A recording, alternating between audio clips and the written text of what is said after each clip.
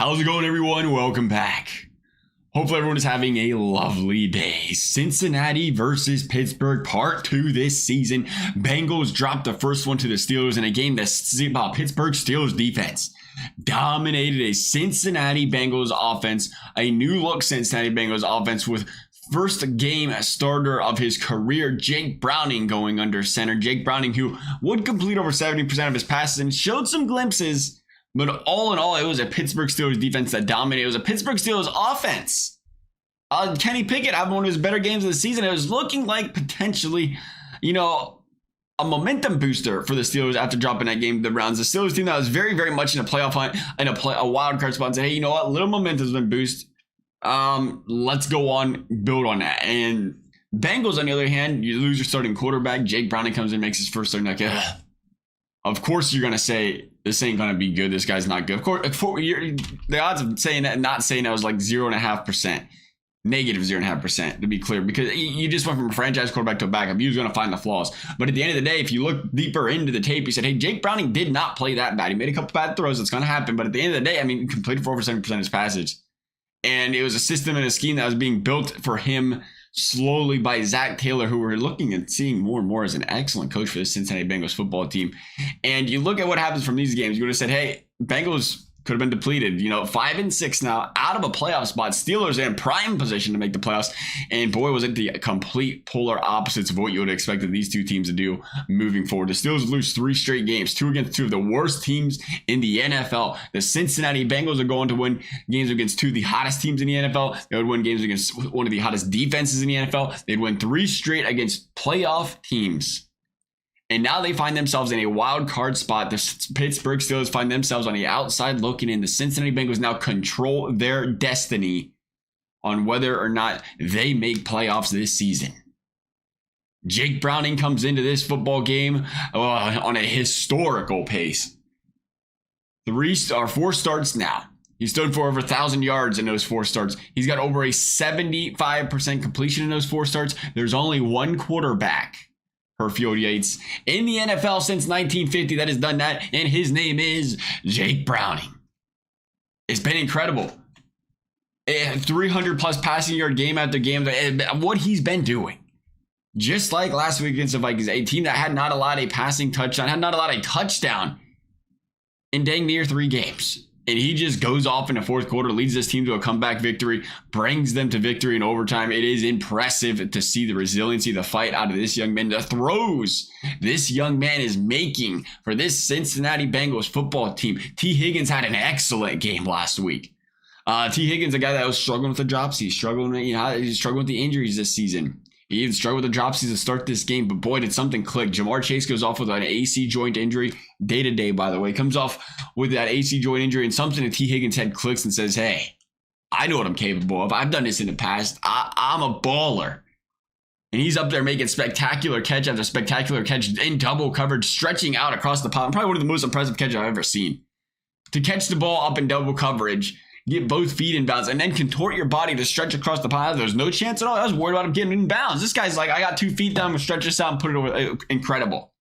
An incredible play by T. Higgins there. And to see him do that, and to see the Bengals do that with Jamar Chase out to lead for Jake Browning to lead this football team down the field, the Bengals are feeling really good about themselves right now. Trey Hendrickson closing the game out. We talked about this last week. There's a lot of players, one of them in the opposite side, and some black and gold this week that is widely regarded as Defensive Player of the Year candidates every year, and respectively and understandably so. Trey Hendrickson just broke the Bengals franchise record for sacks in a season last week. And he's been more than impressive since being in the Bengals uniform, but he's been very underrated.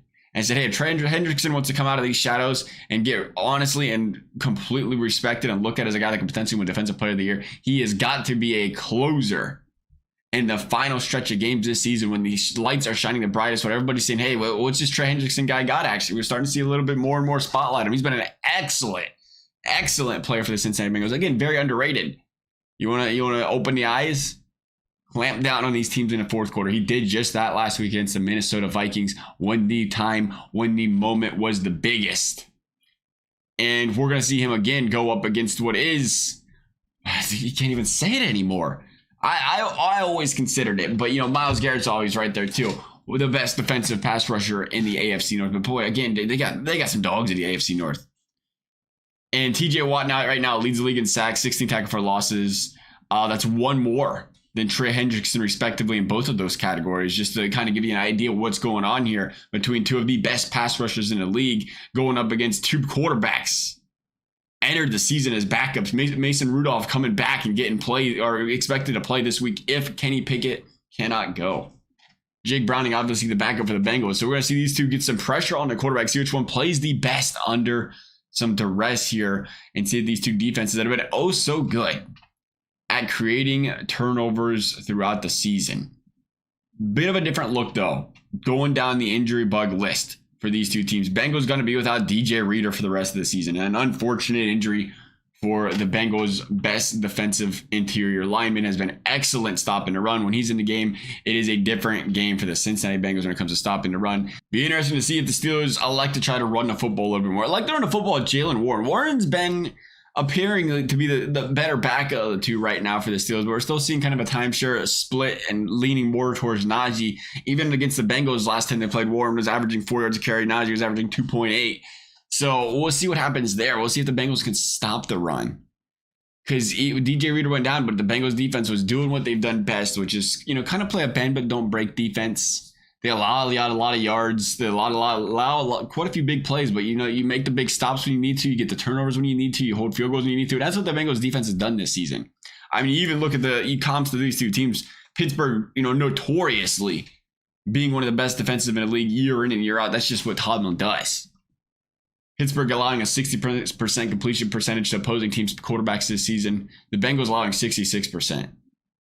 Pretty big gap difference there. But again, you walk into this game and say, hey, it doesn't feel like the Bengals defense is costing them football games. A couple games with a lot of points, but they're doing their best to keep their offense in games. And I think we see them ride that momentum again this week. But we look at the injuries. Talk about the injuries. Talk about it just feels like the wheels are falling off in Pittsburgh right now. You lose 3 straight the way you do. You're going to have Mason Rudolph starting. Cam Hayward, not expected to play if I had to guess, enters the concussion protocol after last weekend.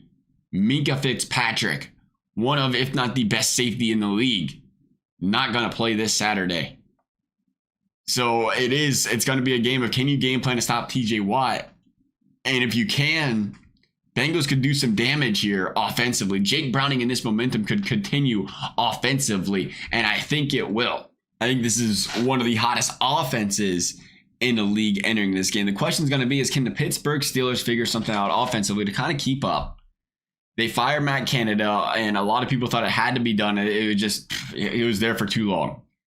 And in the time, though, Pittsburgh has struggled to score more than 18 points in a game dating back to that last Bengals game since they've had a new offensive coordinator. And now, again, you kind of expect that in the middle of the season. You just kind of throw something out there. You're throwing things together. You don't really have time to re-game plan, readjust. You're in the middle of the season. The real adjustment is going to come the start of the next season. So that being said, I mean, we are entering, game 5? Do we start to see some improvements for the Pittsburgh Steelers offensively? I just don't imagine it right now. Possibly could happen. I think this is a game that is all Bengals. The Bengals have to win this one. They know they have to win this one. Don't want to get too confident. Again, 3 straight wins against playoff teams. Pittsburgh's still a very, very good football team. But Pittsburgh feels like they're reeling right now, and the Bengals have a chance to put the foot on the gas, put their foot on the back of the neck, and put this Pittsburgh Steelers team down for the rest of the season and elevate their chances to making the playoffs. We're going to say Bengals 24, Steelers 13. Love to hear your thoughts. Thank you for watching. We'll see you next time.